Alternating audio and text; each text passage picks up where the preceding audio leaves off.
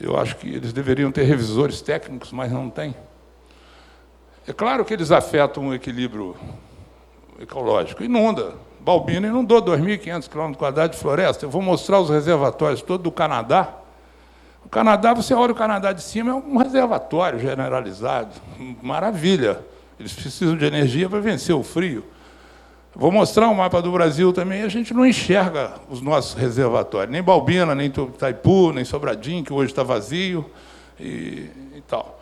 Agora, quando você implanta, quem já implantou, eu já fiz vários, fiz em São Paulo, fiz Balbina, fiz Tucuruí, ainda vou fazer a Santa Isabel, no Araguaia, que fui eu que coordenei esse projeto para a Eletronorte.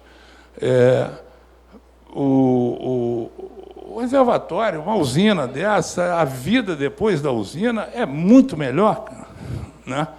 Você chega num povoado desse, pega essa Altamira da vida, um lixão a céu aberto, você depois vai ter água tratada, escola melhor, posto de saúde melhor, etc, etc, etc. Né? E a gente não precisa ficar gastando essa energia que a gente está gastando, isso é óbvio. Eu não estou falando nada que eu estou achando que está certo, não, eu estou falando o óbvio.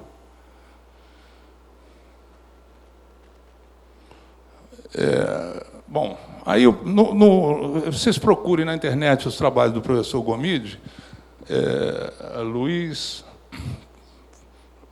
Francisco Luiz Sibut Gomide, tem os trabalhos dele todos com detalhe. Ele também, além de presidente da COPEL, de ministro do governo Fernando Henrique, foi diretor de Itaipu, ele foi ministro do Itamar. Ele é uma autoridade, um cara muito preparado, e eu não vim aqui falar, nem tenho a competência para falar o que ele fala. Mas queria recomendar que vocês entrassem na internet para ver o que ele fala, por exemplo, sobre o Banco Mundial não financiar mais usina. Agora retomou o financiamento nos últimos 2, 3 anos, mas essas ONGs, elas são poderosas. E não financiavam, já fizeram tudo que podiam fazer de reservatório no primeiro mundo. Nós, aqui no terceiro, não podemos fazer reservatório na Amazônia. Não dá para entender, pô. Entendeu? O primeiro-ministro lá canadense, o Robert Bourassa, mandou implantar La Grande, no Rio La Grande, fez 16.000 megawatts, e eu vou mostrar para vocês o que ele fez lá em Quebec. Está na internet também, não sou eu que estou falando, não, está na internet, é só olhar. Nós temos 37.000 km² de reservatório, o Canadá tem 60.000. E gera menos que a gente. Então, a gente tem que dizer que tem uma série de organizações para dizer que os reservatórios... Então, vem dizer que eu estou falando que o reservatório é ruim, vem aqui, manda me prender, então, pô. Agora, eu vou dizer para você que essas organizações é que são criminosas. E o meu CREA está aí à disposição de quem quiser. Isso é um crime, o que eles estão fazendo. Querendo abafar a gente aqui no terceiro mundo, entendeu? E ninguém mostra a cara. Falei isso para o Comitê Brasileiro de Barragens, falei, se vocês não falarem, eu vou falar, e vou botar no meu livro. E deu certinho, certinho. Aí, o professor Gomide pode, nos papers dele, vocês vão ver que os absurdos começam a gente diminuir, apesar da EPE ter termo de referência com usina sem reservatório. Vamos fazer inventário com usina sem reservatório.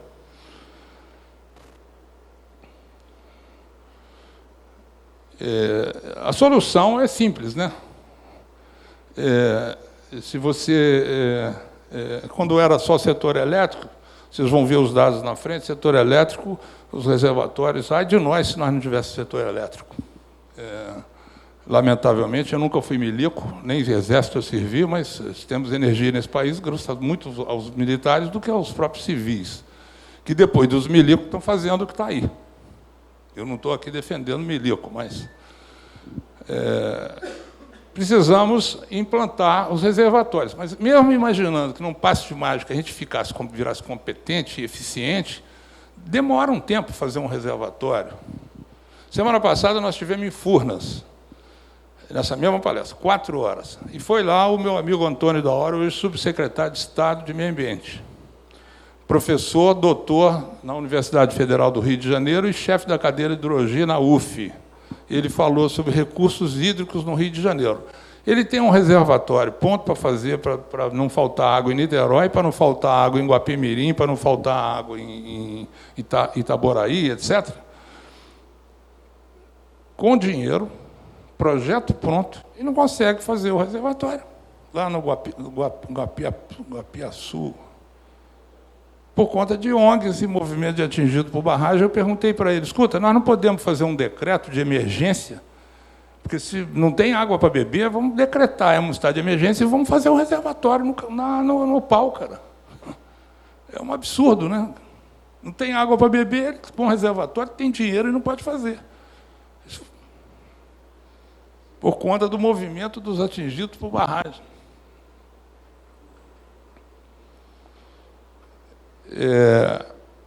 Vamos falar, então, aí de Tucuruí, Serra da Mesa, Peixe, Angical, Três Marias, Sobradinho, Castanhão, que Castanhão é responsável por 37%, 40% da água do Ceará, La Grande, no Canadá. E antes de chegar no reservatório, a gente tinha que falar dos estudos de inventário, porque nos estudos de inventário hidrelétrico de uma bacia é que os reservatórios são definidos. Aí, porque o do livro, a gente tinha, nos anos 70, muito projeto para fazer, não tinha internet, não tinha microcomputador, não tinha nada, foi um sufoco. Aí eu ficava muitas noites sem dormir. Falei, um dia eu vou fazer um livro. Fiz, e o livro está muito legal e está dando certo. Eu estou recebendo e-mails de aluno perguntando, professor, não sei o quê. Não sou professor, sou engenheiro. Eu vou fazer o ano que vem eu vou concluir o mestrado na UF, aos 70 anos. Legal, né? Para poder ter atividade acadêmica, porque não vai ser mais compulsória. A compulsória vai ser os 75. Então, eu estou chegando nos 70, não estou tão mal, eu posso... Né? E aí eu queria que todo... Não é o livro, eu não sou Paulo Coelho, que me dera se eu fosse Geraldo Magela Coelho, vendesse 2 milhões de livros.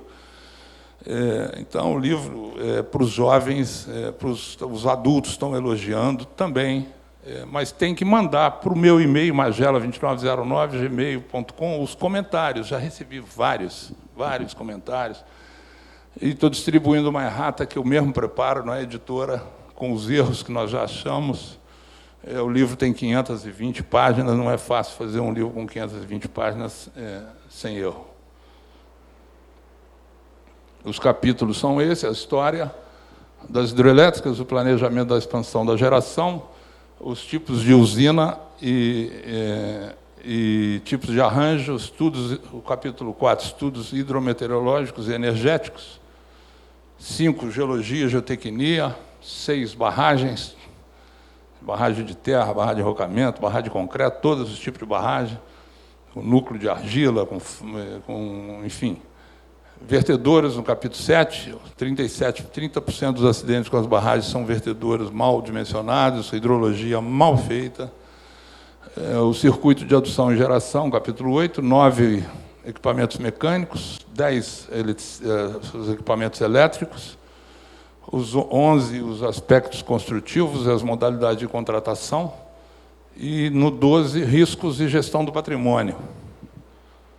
No capítulo 12, vocês vão achar lá a descrição, que está também na internet, de tudo que é acidente importante que teve no mundo com barragem, com fotografia e tudo, com essas referências de onde eu tirei esses papers, o que está no livro.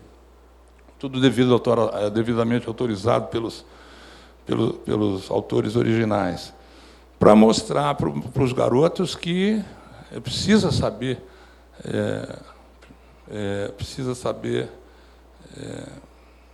ninguém faz uma barragem com 200 metros de altura, assenta uma barragem com 200 metros de água atrás, sem ter muita sondagem, sem geologia pesada, geotecnia. Isso está lá, está no capítulo 5 e nos acidentes, no capítulo 12. E eu dei muita ênfase ao capítulo 2, nos estudos de inventário. O setor elétrico tem um manual, o manual da Eletrobras, a gente vai estar na frente. Vamos fazer quantas usinas numa determinada bacia? Estudos de inventário hidrelétrico. Eles têm que ser feitos de acordo com as normas e o manual da Eletrobras. Então, Lá nesse manual, a primeira vez que eu vi esse manual, eu tinha 25 anos. E lá fala dos usos múltiplos da água com maestria. Hoje, o termo bonito é avaliação ambiental integrada, mas há 40 anos a gente já fazia, a gente já cuidava direito do meio ambiente, né? Ninguém pode fazer 5, 10 usinas numa bacia sem pensar no meio ambiente. Então, chamava usos múltiplos da água. E depois vem a fase de viabilidade. Definido o inventário, que nos estudos de inventário, definido que naquela bacia vão ser feitas 5 usinas, 10 usinas, ninguém mais mexe. Você vai fazer viabilidade básica executiva dessas 10 usinas. Não pode mexer no nível, no leilão que vai ter, tem sempre você no leilão, se você alterar um nível, você é desclassificado. Então, é definido nos estudos de inventário. As usinas, os níveis d'água. Se eu falar alguma coisa aqui, vocês ficam à vontade para me corrigir. Alguma besteira, que eu luto muito para errar pouco. Mas é preciso partir do estudo de inventário. Inventário. Nem morreu seu avô, tem $1 bilhão, dá 10 netos, dá 100 milhões de dólares para cada um. Numa bacia hidrográfica, nós vamos fazer lá 30 mil megawatts, ou 16 mil fizeram no Rio La Grande, no Canadá, em 6 usinas, 5 usinas. Isso é o estudo de inventário. Não se faz estudo de inventário direito, eu estou falando no geral, para depois eu vou passar os slides mais rápido, porque está escrito no slide, mas aí fica olhando a tendência de ler o que está escrito no slide. Para fazer um estudo de inventário direito, você tem que ter, primeira coisa, base cartográfica da bacia. Base cartográfica com qualidade. Nem sempre a gente tem isso. A gente parte das cartas do IBGE, que são muito boas na escala 100 mil, 250 mil, e algumas regiões, tipo Sudeste e tal, tem carta 50 mil, são excelentes. A gente começa... Isso hoje, se baixa isso na internet. Antigamente, a gente vinha aqui na J. Paulini comprar. Então, você começa a olhar a bacia. Essa é a bacia. Vamos fazer aí. Precisamos de energia para o país crescer. Hoje, você tem aí antigamente, a gente percorria isso olhando, né? Hoje tem software. Você voa a bacia com software, em vez de ficar olhando as cartas do IBGE, vamos voar. Isso. Fantástico, né? Nós não tínhamos nem PC. Hoje você tem software, feito o software que está na versão eletrônica desse livro, tem uma versão eletrônica desse software, ELAS da PSR, que é uma das patrocinadoras, PSR do Mário Veiga. Eles têm um software para você fazer estudos de unidade de inventário, quase que tudo automático. Então, você tem que ter uma cartografia de primeira linha. E aí, com isso, você vai chegar na queda de cada usina. Você precisa ter uma hidrologia, um estudo do rio, medição de vazão de primeira linha também. E você precisa ter geologia e geotecnia pesada. Além de identificar, é óbvio, todos os impactos. Fazer usina em São Paulo é uma coisa, fazer usina na Amazônia é outra. Então, eu já fiz várias usinas no Rio Paranapanema, em São Paulo já fiz meia dúzia, e você tem estrada para todo lado, freeway, não pode inundar freeway, não pode inundar a cidade aqui, se subir o nível muito, inunda uma cidade inteira, a usina não paga. Então, são vários casos. Mas essas são as principais disciplinas, que é a topografia, a cartografia, a hidrologia, geologia, geotecnia e o meio ambiente, para você identificar os impactos que nós vamos impactar e temos que mitigar esses impactos. Essa palavra também eu vim aprender em 1990, mitigação dos impactos. 1978 já falavam de meio ambiente. Esse capítulo 2 é fundamental. Não adianta querer passar para o capítulo 3, 4, 5, se não entendeu. E tem muita gente que não sabe e acha que sabe.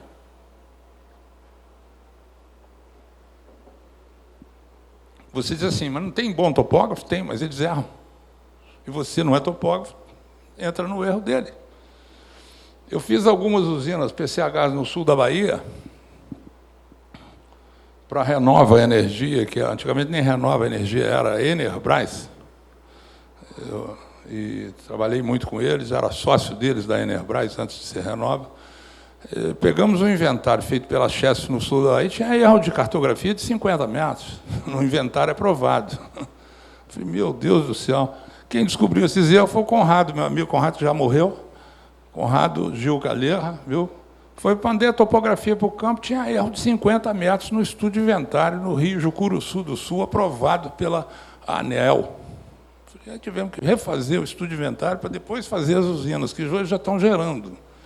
Então, erra-se muito na topografia. Erro de RN, erro de transposição de RN, erro de... Quando nós fizemos Balbina, nós perdemos 15 dias de serviço de topografia, sabe por quê? Nós estávamos no lugar errado. Na selva amazônica, nós estávamos no lugar errado. A topografia dava certo, só que estava sendo feito no lugar errado. Problema de RN. Selva, aquele mar verde. Agora, as pessoas... Eu não posso falar isso. Por isso que eu nunca fui de falar em congresso, porque eu acho que o congresso tem que ser feito para a gente discutir o que a gente não sabe fazer ou onde que a gente errou. Não é para dizer que eu chego lá terno, representando a Engevix Engenharia, e sou tal, faço tudo muito bem feito, não erro nunca. Piada, né? Bom, então vamos para frente. Aí o que eu queria dizer do inventário? Você não adianta ter um termo de referência da EPE obrigando que as usinas sejam a fio d'água. As usinas têm que ser como elas devem ser, com a física do problema, as características geomorfológicas da bacia, com o perfil do rio. Por exemplo, está no livro, no meu livro e nos outros que eu tenho, daqui a pouco eu vou ter que sair de casa, porque já não cabe mais livro. Você faz o perfil do rio, quando você bate numa carta do IBGE, você já sabe que você está diante. Esse rio vai ter 10 usinas e vão ser do tipo... feeling, a experiência te mostra isso. Isso não é difícil, mas é preciso você traçar o perfil do rio na mão, não no computador. A gente fazia na mão, agora eu não consigo, porque já tem que usar esse óculos, a gente muda de curva de nível, e isso ocorre também, errou, porque você trocou a curva de nível. Aí você vê que nós vamos falar de emborcação no Alto Paranaíba, 46 metros de depressão, um reservatório que manda... Itaipu ganha dinheiro em cima de emborcação, porque a vazão regularizada lá em cima gera em todas as usinas de baixo. Serra da Mesa de Furnas, outros 40 metros de depressão no Alto Tocantins, e por aí vai. Você tem que fazer um inventário sem ideologia. Você não pode ser nem verde demais, nem vermelho demais. Tem que... Será que nós estamos no caminho certo, Ronaldo? É isso mesmo? Pergunta o professor Gomide, ele fala, não vamos regularizar tudo não, porque não tem dinheiro que pague isso. Tem um ponto, a tese de doutorado dele no Colorado, na Universidade Colorado State University, que é uma das melhores do mundo, em reservatório, ele tem lá como fazer, dimensionar o reservatório. O meu livro não tem como dimensionar o reservatório, mas explica. Eu até sei como é que faz, mas aqui não é o objetivo desse livro ensinar como dimensiona reservatório. Cita o livro de A, B, C, D, que já estão lá, não adianta ficar copiando para cá o dimensionamento do reservatório.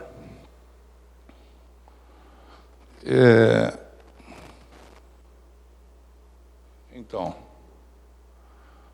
além do abastecimento, que é sempre número 1 em geração, regularização de vazões, controle de cheia, irrigação, navegação, lazer. Está faltando um termo aí que eu não me lembro qual é. Falta um uso importante aí. Aí, para geração, isso aí é clássico, né? Tem lá o reservatório. Todo mundo aqui é do setor elétrico? Eu sou do... Então, energia é aquilo lá. Funciona às mil maravilhas. 8,6 versus a vazão, QQ, versus o H. O H está ali mostrando o que é. O H é isso aqui. E o Q é o que vai passar aqui, ó. Aqui, vazão. Essa é a fórmula e funciona. Agora, qual é o Q? O H é o H líquido. Aquele H que está na figura ali é o H bruto. Tem que descontar as perdas de carga na entrada, na turbina, até do reservatório até a jusante do grupo turbina-gerador no canal de fuga. E a vazão, se é PCH, hoje é vazão média, mas, enfim, você tem uma série de vazões e todo mundo tem um programa que roda, um programa Excel, roda essa série. Se é na cheia, tem mais